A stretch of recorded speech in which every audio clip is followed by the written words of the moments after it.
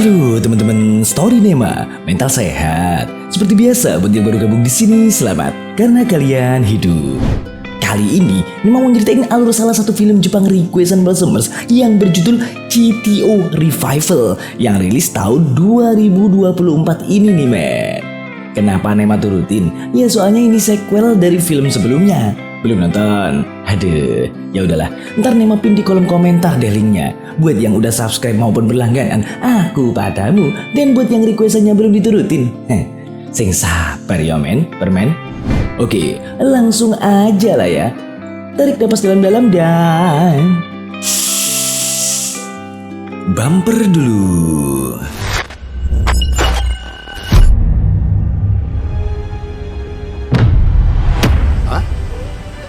Kopi 1杯?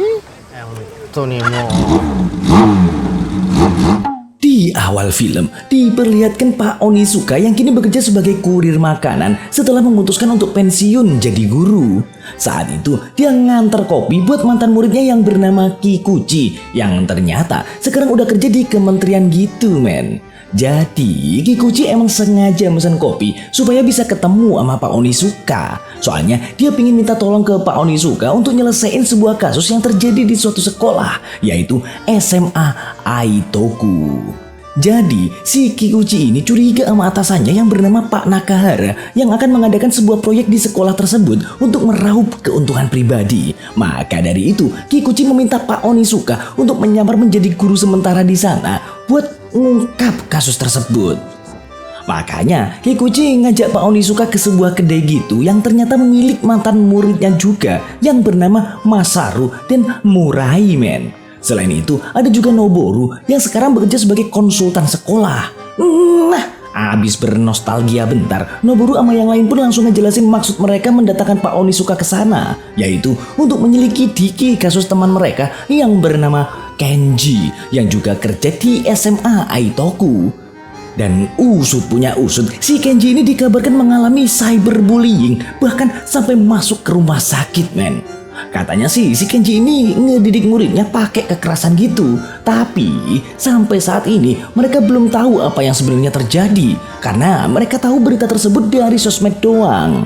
Ngedenger itu, Pak Onizuka pun langsung bersedia ngebantu karena bagaimanapun juga Kenji adalah mantan muridnya men.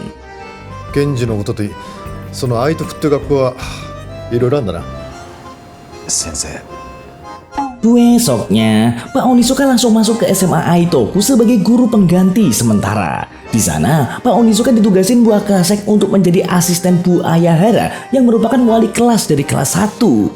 Nah, karena Pak Onizuka ini udah dikenal sebagai guru yang suka ngajar pakai cara-cara yang gak biasa, Wakasek pun memperingatkan Pak Onizuka agar gak ngebikin masalah di sekolah ini, meskipun dia cuman guru sementara. Tapi namanya juga Pak Onizuka ya kan, dia ya cuma iya-iyain aja, tapi tetap dilakuin. Sampai gak lama, seorang menteri yang bernama Ichikawa datang buat ngebahas tentang proyek pembangunan gedung yang akan digunakan sebagai kelas seni. Sementara Bu Ayahara mengenalkan Pak Onizuka ini ke para muridnya. Namun tiba-tiba ada murid yang berantem dan semua murid pun langsung keluar berserakan.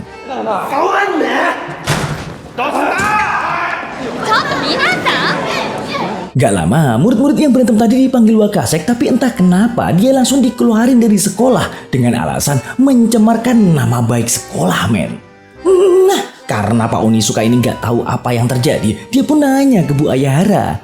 Dijelasin deh tuh, penyebab murid-murid tadi gelut adalah gara-gara ngeliat video dari seorang influencer yang bernama Judge or Love, atau biar gampang kita sebut aja Jol. Jadi si Jol ini adalah influencer pengungkap kejahatan dan kasus yang mempunyai 2 juta subscriber yang juga sering mengupload kejahatan-kejahatan dan kasus-kasus yang terjadi di SMA Aitoku men. Maka dari itu semua guru dan murid gak ada yang berani macem-macem karena takut kena imbasnya kayak murid-murid tadi. Karena isunya si Jol ini berada di sekolah tersebut.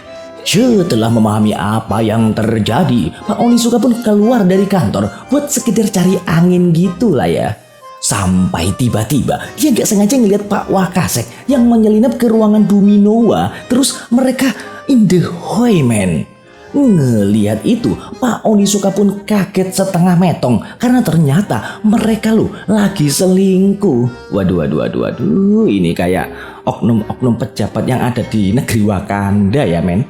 Oke, sepulang sekolah kita akan diperlihatkan murid-murid lain yang juga sedang mengalami masalah, tapi nggak mau speak up gara-gara takut diungkap oleh si Joel. Yang pertama ada Uno, seorang murid yang berprestasi dalam olahraga baseball tapi selalu aja mengalami perlakuan kasar dari ayahnya. Terus yang kedua ada Dekrin yang hidup dalam masalah ekonomi karena ortunya kelilit utang gede men. Besoknya Bu Ayahara nyamperin Uno yang lagi ada di rooftop buat ngebujuk dia supaya nggak patah semangat demi menggapai impiannya menjadi atlet baseball.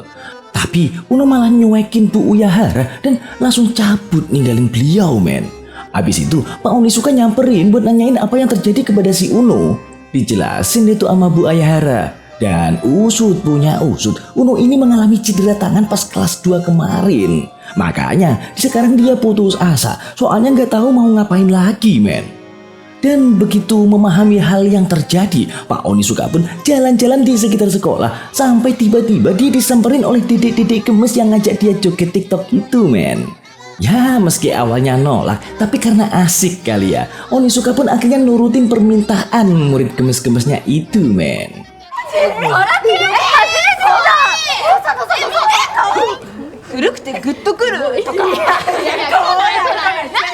Abis itu Pak Onizuka pun nanyain cita-cita para murid itu, tapi mereka malah ngejawab gak punya cita-cita men.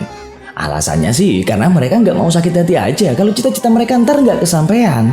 Makanya mereka cuma bakal ngelakuin apa yang bikin mereka senang aja.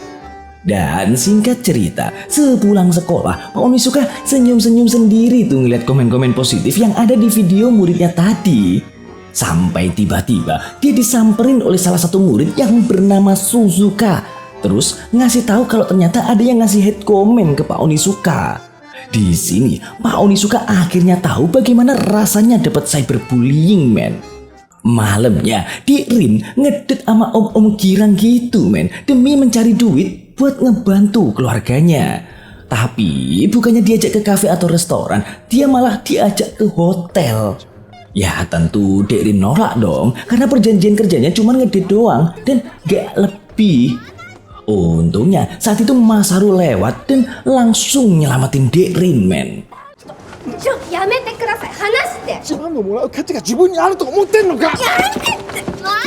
Begitu masalah beres, Masaru ngajak Dekrin ini ke kedai karena kebetulan Pak Onizuka juga ada di situ. Dan gak pakai basa-basi lagi, Dekrin pun langsung ngejelasin kenapa dia ngelakuin pekerjaan itu. Dan begitu denger alasan Dekrin, Pak Onizuka pun langsung minta tolong ke Masari dan Murai agar mempekerjakan Dekrin di kedai mereka mulai detik ini. Soalnya dia gak mau kalau muridnya mengalami hal-hal berbahaya kayak tadi. Dan karena Murai sama Masaru ini pernah ditolong oleh Pak Onizuka, akhirnya mereka pun setuju buat memperkerjakan Dekrin sebagai bentuk balas budi ke Pak Onizuka men. Luar biasa, murid-murid jempolan.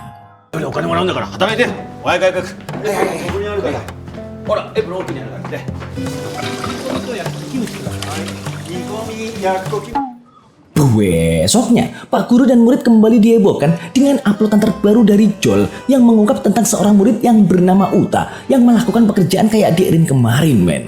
Tentu aja seisi sekolah pun langsung heboh dan Uta juga harus dikeluarin oleh Pak Wakase. Namun saat itu Pak Onizuka ngebela dan mencoba untuk nyadarin Uta dengan caranya sendiri atas apa yang dia lakukan. Yang mana Pak Onizuka langsung menghancurkan barang-barang mewah milik Uta di depan matanya sambil bilang kalau Uta gak perlu ngelakuin hal-hal kayak gini demi dapat duit atau pencitraan agar dianggap baik doang. Karena menurut Pak Onizuka, Uta ini bakalan tetap dianggap baik meskipun gak ngelakuin pencitraan di sosial media. Sebab bagaimanapun follower Uta ini juga gak kenal dia seutuhnya. Makanya Pak Onizuka minta agar Uta ini fokus pada kehidupan nyatanya atau real life doang supaya hidupnya gak diatur standar TikTok atau sosial media yang lainnya. Dari sinilah akhirnya Uta sadar dan mau berubah menjadi lebih baik men. Selain itu, Pak Onizuka juga menantang si Joel supaya nggak macem-macem sama murid-muridnya lagi. Dan kalau sampai berani macam-macam lagi, maka dialah yang akan maju. Salut Pak Guru. Dan bener aja men, besoknya si Jol ngupload tentang kelakuan Pak Onizuka kemarin yang menghancurkan barang-barang siswa. Yang akibatnya dia dapat cyberbullying dan juga bully secara nyata. Bahkan motor Pak Onizuka pun juga sampai dikasih tulisan-tulisan bulian loh. Apalagi ban motornya sampai dikempesin men.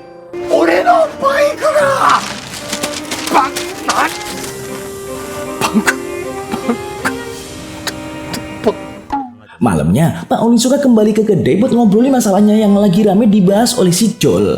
Saat itu, para netizen mencari jejak digital Pak Onizuka dan akhirnya tahu kalau dia adalah mantan geng motor dan juga guru yang sering bikin masalah. Nah, besoknya, hal itu juga yang dipakai alasan oleh Wakasek untuk ngeluarin Pak Onizuka. Tapi Pak Onizuka ngancem bakal nyebarin foto aibnya Pak Wakasek pas lagi Indehoi sama Buminowa kalau berani ngeluarin dia. Ya apa boleh buat, Wakasek pun langsung gelagapan dan akhirnya gak jadi ngeluarin Pak Onizuka men. Mamam tuh Indehoi. これよかったら。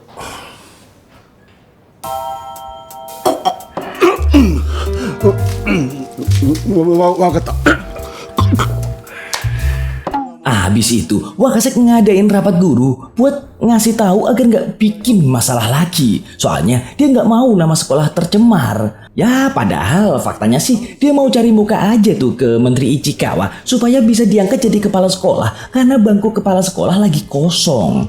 Namun tiba-tiba terdengar suara rekaman suara Wakasek yang lagi Indehoi icik-icik sama Buminowa dari speaker sekolah men. Seketika semuanya pun heboh, bahkan Wakasek sampai panik men.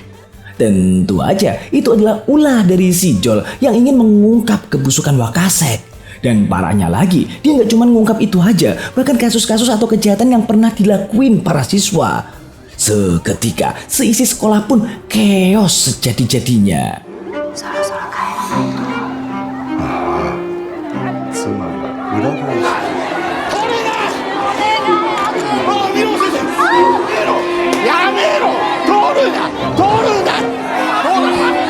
Saat itu, Pak Onizuka mencegat Uno yang mau kabur karena kejahatan Uno juga diungkap oleh si Jol.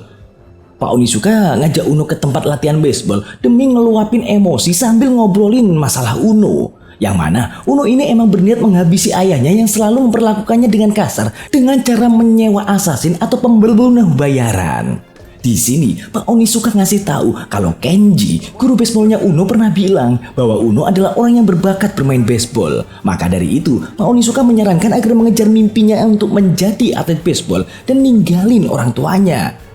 Soalnya hal itu jauh lebih baik daripada Uno harus menghabisi ayahnya sendiri dan mengubur mimpi-mimpinya. お前バッティングにセンスがあってよ夢なんか持てるかよ Oke, malamnya Pak Ichikawa ketemuan sama Menteri Nakahara buat ngebahas pengerjaan proyek gedung seni di SMA Aitoku. Di sini barulah terungkap kalau Suzuka anaknya Pak Ichikawa men. Dan saat itu Pak Nakahara juga melakukan penyuapan dan korupsi demi proyek tersebut. Sama aja gak di Wakanda, gak di Japan. Sogok terus. Balik lagi ke Uno men. Saat itu dia pulang ke rumah dan pengen menghabisi ayahnya meskipun udah dinasehatin sama Pak Onizuka. Namun ternyata Bu Ayahara udah nungguin dia di sana dan langsung menghentikan niat buruk Uno itu. Karena sebenarnya Bu Ayahara tahu apa yang dialami oleh Uno, tapi dia memilih bungkam karena ngerasa itu bukan urusan dia. Tapi sekarang dia pengen ngerubah dan ngebantu Uno karena dia ingin menjadi guru yang baik yang bisa mendidik dan mengayomi murid-muridnya. Setelah perdebatan panjang kali lebar sama dengan luas, akhirnya Uno pun luluh dan mengurungkan niatnya untuk menghabisi sang ayah men. 俺の人生なんてもう終わってんだよ終わってない。あなたを絶対に見捨てない。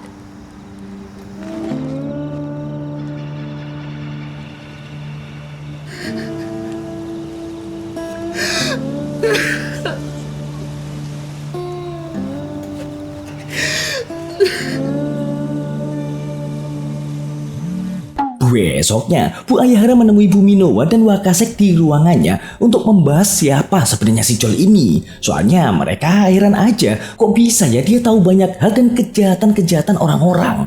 Bahkan kali ini dia mau mengungkap kasus yang dilakukan Pak Ichikawa dan Pak Nagahara yang melakukan penyuapan terhadap proyek pembangunan gedung seni untuk keuntungan pribadi mereka.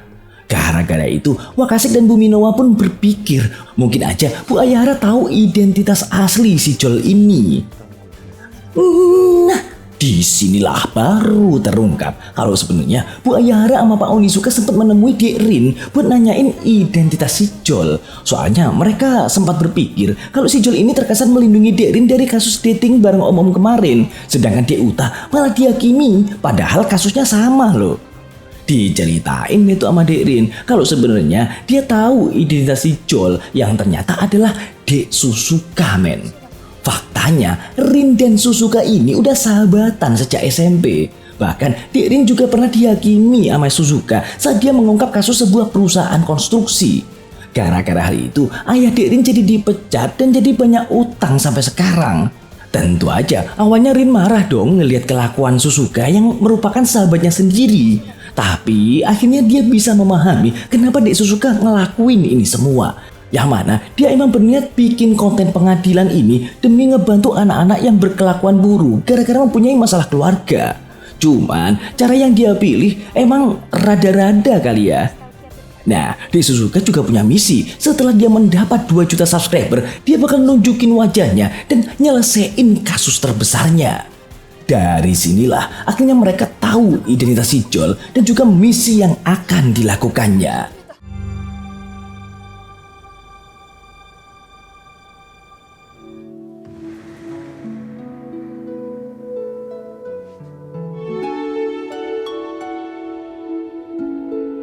Tapi di waktu yang sama, Dek Suzuka diserang dan disandra oleh sekelompok geng suruhan Pak Nagahara karena uploadan terbarunya tentang Pak Ichikawa dianggap ngerusak rencana. Namun untungnya saat itu Pak Onizuka berhasil menemukan keberadaan Dek Suzuka dan langsung menolongnya, men.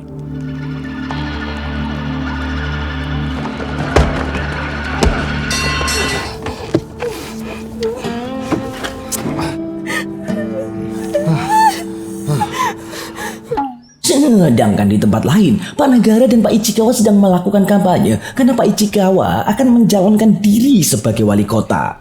Namun tiba-tiba Pak Onizuka datang diantar oleh Masaru, terus demo sama murid-murid tentang penegakan keadilan gitu, men.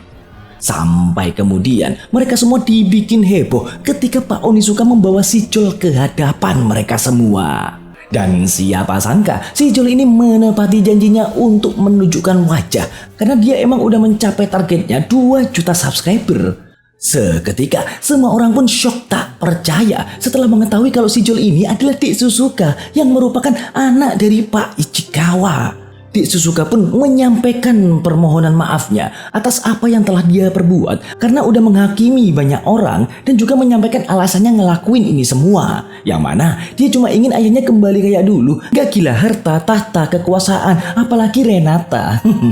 Dan apapun yang udah dia capai sampai saat ini. Sebab Dek Suzuka udah gak ngerasain hangatnya keluarga lagi setelah ditinggal pergi oleh ibunya untuk selama-lamanya saat dia masih kecil, men. Jadi itulah kenapa Dek Suzuka ngelakuin ini semua, yaitu buat nyadarin ayahnya kalau dia nggak butuh semua privilege ini, tapi dia hanya butuh sosok ayah yang selalu ada di sampingnya. Berkat perjuangan inilah akhirnya Pak Ichikawa sadar dan meminta maaf, men, ke Dek Suzuka.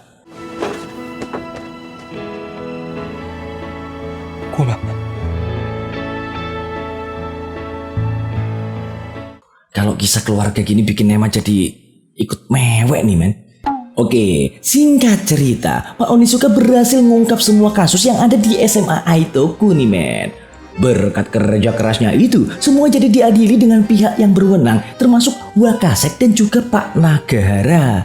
Kenji yang udah sembuh dan mulai mengajar lagi juga berterima kasih karena berkat Pak Onizuka lah nama baiknya kembali dia dapatkan. Selain itu, murid-murid yang dibantu oleh Pak Onizuka juga berterima kasih dan sedih, men, karena Pak Onizuka harus pamit undur diri sebagai guru mereka. Tapi pas mau pulang, dia dicegat tuh sama Noboru dan yang lain yang mau ngasih kejutan sebagai bentuk terima kasih karena udah ngebantu dia. Dan ternyata surprise-nya adalah あなたは相変わらず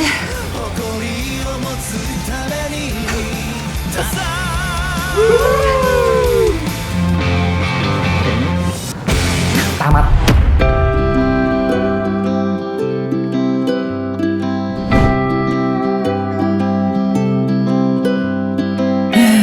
Ending yang menggandengkan. Heran aja sih sama para pemuda-pemudi di Jepang sekarang. Kenapa pada takut nikah ya? Padahal seru loh. Cak Seto aja udah mau 2. Asik. Oke, seperti biasa buat para jomblo, segera temukan jodohmu karena daging yang terbelah rasanya lebih nikmat dari telapak tanganmu. Dan kalau ada yang mau request film untuk diulas, bisa kalian tulis di komentar ya. Bye.